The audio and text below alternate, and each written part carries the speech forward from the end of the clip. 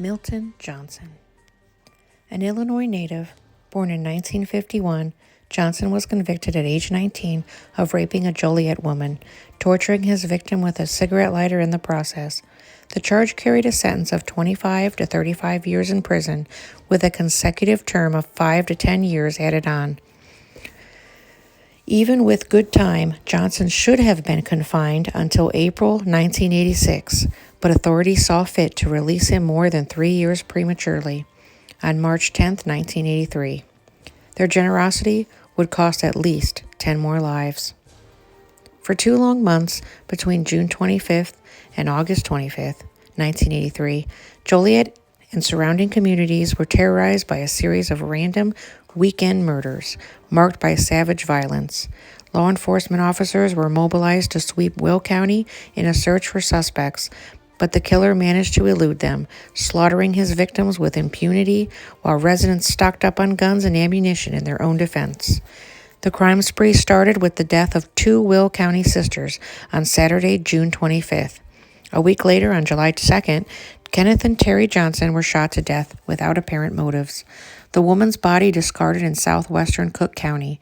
5 persons, including 2 deputy sheriffs, were killed on Saturday, July 16th, in what authorities termed a random wholesale slaughter. The next evening, 18-year-old Anthony Wackett was shot to death, his fiancée raped and stabbed by a black assailant who left her for dead. The violence escalated a month later. On Saturday, August 20th, 4 women were shot and stabbed to death in a Joliet pottery shop, their handbags dumped nearby with money still inside. Once more, police were left without a solid clue in the slayings of proprietor Marilyn Bayers, 46, and her 3 customers, 75-year-old Anna Ryan, 29-year-old Pamela Ryan, and 39-year-old Barbara Dunbar. On August 21st, the killers shifted to Park Forest in Cook County, binding 40-year-old Ralph Dixon and 25-year-old Crystal Knight before slashing their throats in Dixon's apartment, stabbing the woman 20 times. The murder of 82-year-old Anna Johnson broke the pattern, falling on Thursday, August 25th, and a suspect was swiftly apprehended in that case, leaving 17 murders still unsolved. On March 9, 1984, Milton Johnson was arrested while visiting his parole officer, charged with aggravated battery and deviant sexual assault in the rape of Anthony Hackett's fiancée. Officers focused on Johnson after repeated complaints of a black pickup driver harassing Joliet women over the past 2 weeks, ending when one of the victims memorized Johnson's license plate number.